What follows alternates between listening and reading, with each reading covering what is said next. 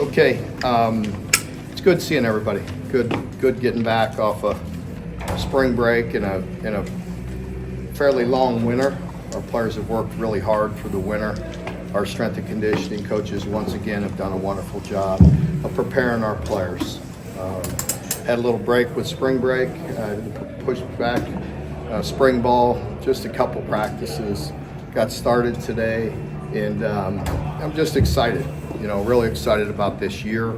I feel like we have a really good nucleus of players that have been here with good experience and understand our culture and what we expect.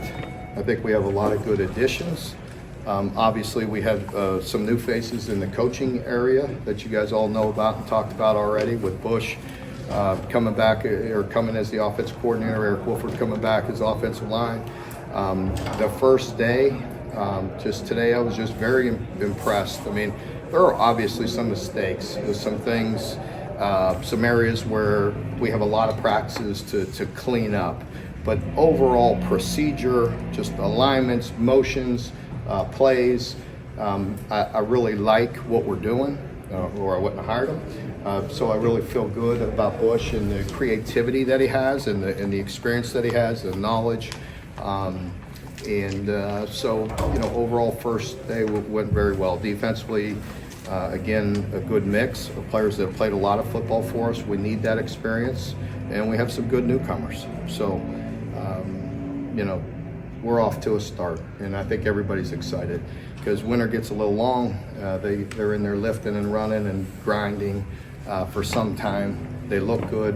I felt really good about the condition that they were in for day one. I feel really good about the tempo, which I've mentioned to you all before, just the way we're getting plays off, quicker, getting through practice, ripping through a lot of plays in the same amount of time. So things are going well. Off to a good start. Well, obviously, you've sold the pro-style offense and recruiting a lot the last few years, preparing guys for the next level. How much does Bush still bring that, but maybe bring a little more tied to the college game? Well, I think that's a very good question, because there still are all those elements. Those pro elements are in there, but he has been in college, so the operation, he's gone through that with the way to expedite the play calls, the way to get plays off quicker, and still have the creativity of we want to be able to run and play action pass, and I think you see the game evolving constantly. High school, college, pros. You see a lot of stuff in the pro game that we're doing at the college level. They've been doing for years, and vice versa. So I think it's important to keep that balance. I think, with me, I've said it for 12 years now. I mean, it starts with being physical and being able to run the ball, and I don't think that's much different in the NFL. They certainly, there are teams that, throw the ball exceptionally well with very dynamic players and, maybe better at one or the other. But I think for us, and you look at the top of college football, and there's usually a very good balance. Speaking of expediting the play calls, you can now put microphones in helmets. Are you all going to use that technology, and how do you sort of implement that into? Yeah, so we use that today for the first time, and it'll be interesting. I'd rather reserve my comments until I get a better feel for it. Mm-hmm. I think the things that we need to get answered is how that could benefit both players. The offense player and the defense player. I think the challenge will be, as you're playing tempo teams, they're not going to slow down. And I don't think the headsets will make them go faster. You know what I mean? Because they already go about as fast as you could go. As fast as you get guys lined up, as fast as they go. So I don't know how much that'll change for them. And so for us, when you only have one guy on defense with an earpiece, I don't know how he can communicate it that fast. So in offensively the same way, the one guy has it. It'll be good to communicate with the quarterback. I think you could relay some messages possibly, or alerts. It could help line up some people. I think part of the signaling and things of that nature is still going to have to stay in the game. I don't think one on offense or one on defense will take that away. I know it's early too, it's a small sample size, but how have you seen the receivers respond to Dakiel Shorts so far? I was really impressed with today, just our practice. I thought they had a really good, with Big Day in particular. I thought the receivers stood out today and made some nice catches and really had a good practice. It was a really good start. What is your goal for the quarterback this spring? I mean, they're all new. You got a new offense. Yeah. There's just so much change. What's the goal for that? Well, I think just the operation. I think when you got Brock and Bo that have good experience, right? And Brock, coming from Georgia, where he came from in the offense and how complex they were, that makes it very nice for him. He was their backup last year and has been through. And you bring in a guy from that program, he's been coached well. And he's had a lot on his plate. And he really works hard. So I think operationally with Brock, I have, total confidence. I think it's really nice to have a guy like Bo and the experience that he has and went away and played some ball and come back and very confident in his role. And then of course Cutter, the talent that he has, and he's a very bright young man, and he has the ability to sit in a really quality quarterback room, and I think they're feeding off each other, working really well, and I think goals would be to come out of spring much improved from a year ago, and operationally being very, very smooth. Mark, you're bringing 4 of your starting offensive linemen back. Bringing Eric Wolford back too. What do you think Wolford? Why do you think he can get more out of that group? I mean, I'm just confident in Eric. I mean, you used the word getting more out of him or whatever. I know we need to improve in a lot of areas, not just the offensive line. I mean, I want to be better football team. And, I think with the offensive line in particular, I know Eric, and I've worked with Eric several stops, and so I know what he brings. And I mentioned that. And I mean, I think, great knowledge. He's produced a lot of great football players, developed a lot of great football players. He knows what to expect from himself. He recruits at a high level, and he's extremely demanding on the field.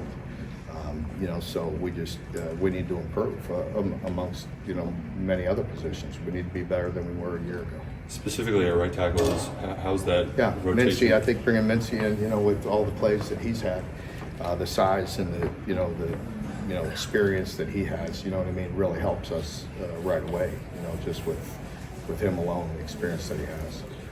A lot of experience on both sides in the trenches in particular. Do you expect those to be some really good competition this spring? Yeah, good competition. Defensively, those guys get beat up a lot, and worn down. So I think it's really important to have quality depth at the defensive line position. And we have a lot of snaps, like you said, and we have some good youngsters that I'm excited about. So, we'll see. We have a lot of work to do there. But, I think, I've been talking about that for a long time too. You have to be good, in the trenches on both sides. And so we'll continue to work, and we'll continue to develop and recruit, those positions. Mark, you guys are obviously replacing the legend in Gray Davis, but you guys have replaced your running backs a couple times recently. So what are you seeing about bringing Chip? I mean, he showed those flashes. Yeah. How good can he be? Yeah, we got to see how spring goes. It's just day one. We're not allowed to have shoulder pads on today, so we'll see how that goes. But I have confidence in the group, and I think we have a lot of talent in that room. What about Chip specifically? Chip is a very serious guy. I mean, he's very mature. It's very important to him. He works very hard, obviously, physically. He has the skills that we're looking for. So everything I've seen to this point, I'm impressed with. But again, this is day one, and we have a lot of work to do. Is Corlin Ford going to be available in the spring? He is not going to be available this spring. Are there any other guys that I'm sure you have I do. I have a laundry list of guys that are going through some part, all that. I don't really want to get into every one of them right now. Mark, how do you think that the players and Coach Hammond have taken to each other, both from one way and the other way? Yeah, very, very positive. The guys are very excited, and I really appreciate the work that Bush has had to do in a short amount of time. He's had to work really hard and a lot of hours, and the offense staff in general putting it together, and the players have been very good. They've worked really hard. they give us a little more. They're a little more lenient in some of the things we're allowed to do in the winter, and so they really gravitated towards those meetings and walkthroughs and worked hard to put us in a position to really have a good day one, because you really can't afford with 15 practices to waste any time. You've obviously been through the new play call install before during spring practice. Are there any checkpoints you look for throughout to know that these guys are on the right? Well, just always a behind, and just the operation in general, just the communication, the operation, pre-snap penalties, guys, you know what I mean, knowing where they're just looking clean and looking smooth. And again, we were far from perfect today. There was a lot of things that we'll go watch the film and clean up that we have to. But overall, just very encouraging. Through the spring as a whole, are there like tangible goals, things that you can measure that you're trying to check those boxes maybe? You know, it's really a developmental, you know, spring. I mean, obviously with us, with the change with the offensive coordinator, putting together and making sure we're very clear on who we are and what our identity is and what we do well, you know, and what carries over, what doesn't. You know, the coaches, you know, with Bush and the coaches, you know, had to work hard at what terminology could carry over. I didn't want to hinder his confidence and ability to teach what he teaches. You know, you could go one way or the other, where you come in and have him adapt to everything with the way we called. But one thing that did bother me that you know, I've talked about that even, you know, a year ago we've talked about that we got to improve on is just our tempo. You know, just the operation and the way we call plays and get plays off. You know, we need to get more plays. We have very, you know, skilled offense players and some good talent. We got to make sure we are able to get first downs and get plays.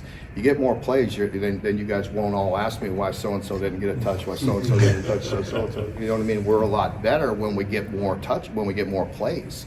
You know, you just, you're going to get the ball spread out more. Derek and Trevin were so comfortable together in the middle of that defense. How does Derek and Jamin, how does that partnership look right now? And does Jamin forego after his surgery? Yeah. We you know, have some bodies inside that we're going to work with. But it is a fair question because Derek, you know, was so close to Trevin. Trevin was out there today, so we got to keep him around for a while. You know, and so. But no, I think that's a fair question. They had a really good relationship, and we're really close, and you know, really fed off of each other a lot. And you know, through time and through playing with new guys, you know, you have to learn to adapt. And of course, even last year, you know, that there were different times when one was in and one was out.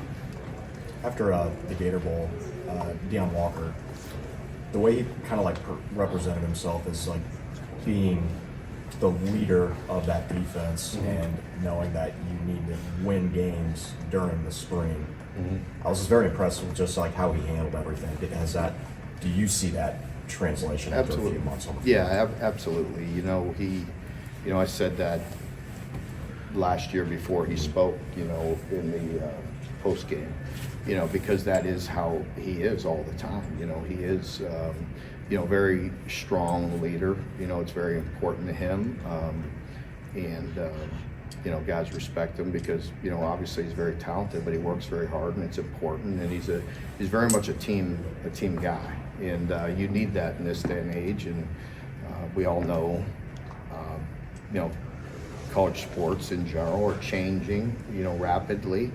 But it still comes down to unity in that locker room and practices and guys being close and you know, we're working hard, and we brought Dean Hood back to be in charge of player development, a guy that's very passionate about that and finding ways to help me bond with each other and the team, you know, becoming close, and that's always been important to me, and I think you know, right now it's as important as it ever was, just because your rosters are different, you know, and changing much more so than they used to. Is the message received easier when it's coming from a guy who's that big? I think it helps. Definitely helps. You know, I've always said that, you know, you've heard me talk about the trenches, but, you know, same with the offensive line. You know, we go as they go, you know, and I've always, you know, felt that way, maybe because, as I tell offensive linemen as we're recruiting them, they've always been important here, and I think our fan base respects that, and the same with defensive linemen. I mean, they're first of all, they're big guys, and there's a whole bunch of them. So when they break a meeting up there, there's about 15 of them walking down the hall. Generally, people get out of the way. You know what I mean? Mark, you guys have enrollees, a lot of early enrollees. How important is the spring for them? I know a few years ago you guys talked about Dan Key, how well he did. How important is that for those younger? Yeah, I think it's, very important. Guys that come in, and we've had guys come in the summer and contribute and help. But obviously it's beneficial to have them here in the spring. I mean, there's just so much that they're going through, not only with X's and O's, but just with our culture, team fit, the way they, interact with other players. I just think it's important and it helps. A lot of the guys are at that edge position. You've invested a lot in that high school recruiting rankings. So how important is JJ play in helping those guys come along? I think it's really important, and I think JJ, has a lot on his shoulders because, through my time here, you've seen guys come back when they've had an opportunity possibly to either leave. Well, now they always have the opportunity to transfer, right? And then you also have the opportunity to possibly enter your name into the draft. And then you have the decision to come back. We could go back to Josh Allen amongst others. How are you going to handle that? You know what I mean? Because let's be honest, every one of these players have ambition to play in the NFL. And, we want that for them when that time is right and when they have the best opportunity to make a living professionally, to play. So I think, I've seen it all, and I've seen guys leave too early when they weren't ready. I've seen guys, I've seen surprises, guys both ways, maybe guys not get drafted, guys get drafted very well. But what I'm getting at is when they make a decision to come back, much like Josh, you could point to him, he put his head down and worked harder than anybody on our team. And that's the type of mentality that we need from JJ for himself and for our team.